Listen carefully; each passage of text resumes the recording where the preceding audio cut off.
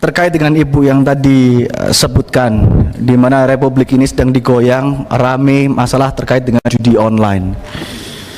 Saya mencoba untuk mendalami terkait dengan perkara ini, bahkan saya masuk cukup dalam terkait dengan perkara ini, dan saya menemukan fakta-fakta yang cukup mencengangkan, di mana sampai di berita dimunculkan 16 orang tertangkap, sebagian diantaranya oknum Kemenkom Digi dan sebagian sipil.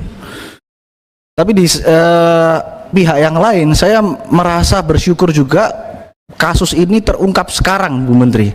Coba kalau setahun dari sekarang ini barusan terungkap, mungkin Bu Menteri kita yang kena bully ini. Karena ternyata di dalam ini susah untuk saya bilang Kemenkom Info ya, karena pada waktu itu Kemenkom Info, susah saya mengatakan bahwa ini Kemenkom Info melakukan pembiaran, karena menurut saya ini bukan pembiaran, ini Kemenkom Info menjadi pelaku.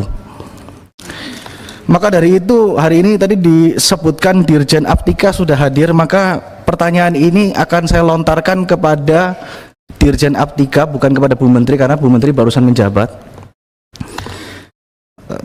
Tolong saya dijelaskan kepada kami, Pak Dirjen,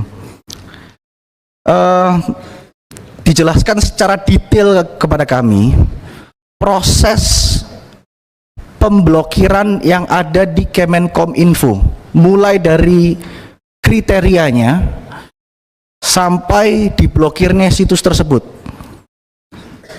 Kenapa saya tanyakan seperti itu? Saya mendapatkan informasi dari zamannya Pak Menterinya Joni Plate dan Pak Menterinya Budi Ari, ini sistem pemblokirannya berbeda. Dan saya katakan hampir pasti ini berbeda karena ada orang sipil yang ditangkap.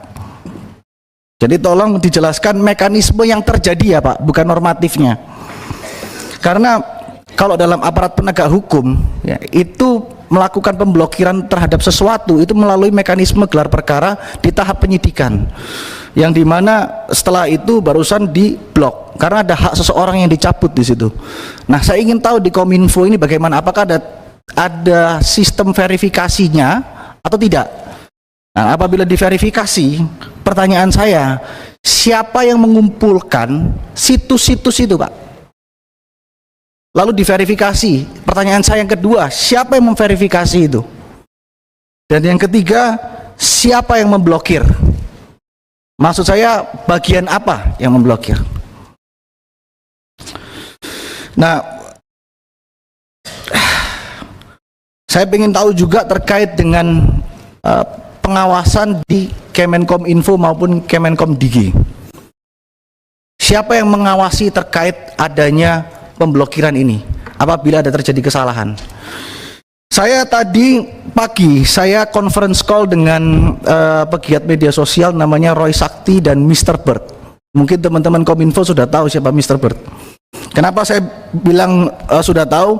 Karena Mr. Bird dipanggil Kominfo tanggal 12 Agustus 2024.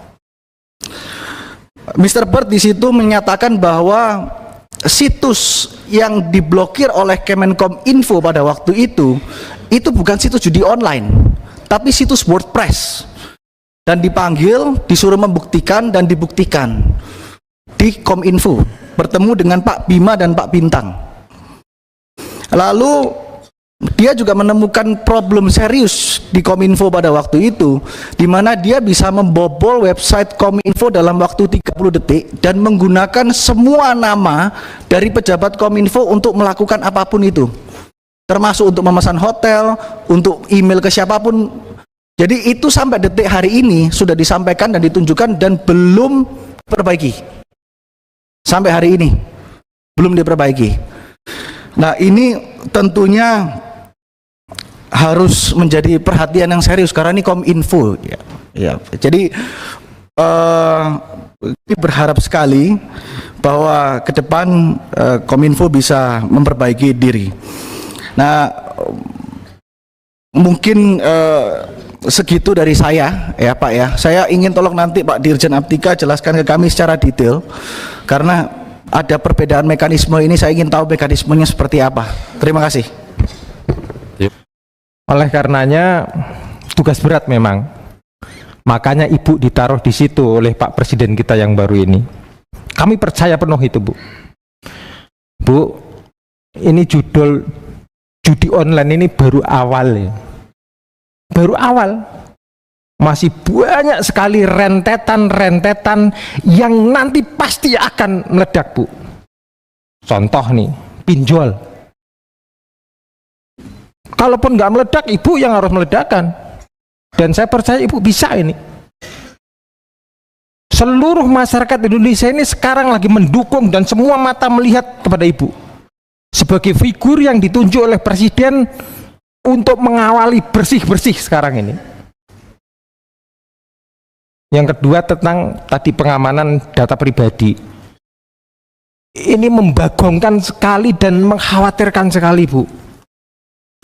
Republik Indonesia loh ini. Tapi faktanya demikian,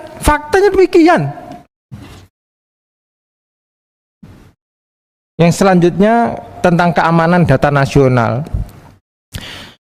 Ibu Menteri, beberapa tahun terakhir bukan data pribadi, tapi kantor-kantor pusat arsip yang itu luar biasa pentingnya arsip itu bagi negara dan terbakar loh, Bu. Contoh nih, kantor Kemenkumham, kantor Kejaksaan, gedung arsip dan kantor pelayanan perbendaharaan negara. Saya takutnya, Bu, setelah ini meledak nanti banyak lagi kantor-kantor yang akan terbakar. Tolong antisipasi itu. Karena ini Ibu momentum untuk pemerintahan baru ini yang saya berharap lebih baik dari kemarin. Terima kasih, Bu. Ya, Pak Frederick nanti siap-siap. Terima kasih pimpinan. Assalamualaikum warahmatullahi wabarakatuh. Yang kami hormati Ibu Menteri Komdigi beserta Bapak-Bapak Wamen dan juga jajaran. Kami dari fraksi PAN hanya ingin melanjutkan pertanyaan yang sudah disampaikan oleh rekan-rekan tadi. Ada 2 pertanyaan yang ingin kami tanyakan kepada Ibu Menteri. Yang pertama ini pertanyaan yang bisa dibilang umum, tapi ini penting juga untuk kami semua pahami, yaitu terkait dengan perubahan diksi Menkominfo menjadi Menkomdigi. Di preskon perdana Bu Menteri setelah resmi dilantik, Ibu mengatakan bahwa diksi digital ini adalah untuk menjawab tantangan zaman, dan juga tadi sudah dipaparkan akan ada berbagai macam rancangan program baru karena pergantian kata digital ini, yang intinya adalah terkait dengan peningkatan akses dan juga konektivitas. Lebih lanjut dengan berubahnya nama kementerian, apakah ada direktorat yang akan diubah? Mungkin bisa dijelaskan lebih rinci kepada kami sehingga kami bisa paham ke depannya akan seperti apa, karena tadi di presentasi hanya dijelaskan bahwa ada konsolidasi organisasi. Mungkin bisa dijelaskan lebih detail akan seperti apa. Kemudian terkait pertanyaan berikutnya, ini tentang berita yang sedang naik, yaitu terkait dengan judi online, yang tentu ini sangat meresahkan dan juga mengagetkan. Di awal pemerintahan Bapak Prabowo Gibran tertangkap bukan hanya 1-2 orang, melainkan belasan oknum pegawai Komdigi. Tentunya kami dari fraksi PAN sangat mendukung agar kasus ini diusut tuntas. Jangan sampai ini hanya tip of the iceberg, hanya di atasnya saja yang kecil yang ditangkap, kemudian di bawahnya bebas. Ini harus diusut hingga akar, siapa yang terlibat, pegawainya siapa saja yang bermain, sudah berapa lama mereka bermain, modusnya seperti apa, dan sejauh mana Bu Menteri sudah aware terkait penyelidikan yang sedang sekarang berlangsung. Karena yang kami pahami sudah diberitakan ada sekitar oknumnya itu modusnya ada sekitar 5.000 situs yang ditemukan oleh mereka. Dari 5.000 itu 4.000 diblokir dan kemudian 1.000 situs, sekitar 1.000-an dipelihara, dan bayarannya itu 8,5 juta per situs. Kalau kita hitung kasar 8,5 juta dikali 1.000 situs ini tentu terkumpul uang yang cukup lumayan, dan ini uangnya diarahkan kemana, dibuat apa, dan bagaimana perputarannya. Yang kami dengar juga apa Bu Menteri sudah monitor dari beberapa oknum yang ditangkap ini, salah satunya mempunyai jabatan yang bisa dibilang lumayan strategis di Komdigi, dan dari oknum ini perputarannya sudah naik di berita juga, diberikan kepada salah satu ex-komisaris di BUMN. dari situ kemudian ada perputaran yang lebih lanjut lagi ke petinggi yang lebih berkuasa. Nah, bagaimana tanggapan Bu Menteri terkait ini? Mohon maaf, kami bertanya cukup detail karena ini sangat penting untuk masyarakat tahu. Jangan sampai ke depannya ada oknum yang mencelakai marwah Kementerian Komdigi, dan tentunya juga Bu Menteri yang sudah dikenal mempunyai prinsip dan integritas. Jadi kami mendukung agar di Komdigi ini betul-betul dilakukan evaluasi secara menyeluruh. Kemudian juga kemarin saya baca di berita Pak Wamen Nezar mengatakan bahwa sebetulnya oknum-oknum yang tertangkap ini sudah masuk pengamatan internal. Ini maksudnya bagaimana Pak Wamen, mungkin bisa dijelaskan? Berarti sedari awal sudah aware bahwa ada beberapa staf yang terlibat judol, tapi kemudian kenapa hanya diamati, kenapa tidak langsung ditindak tegas saja oleh Kemkomdigi? Karena kemarin juga di acara GSN Presiden mengatakan bahwa ingin memimpin republik yang bersih, yang tidak mau silahkan minggir.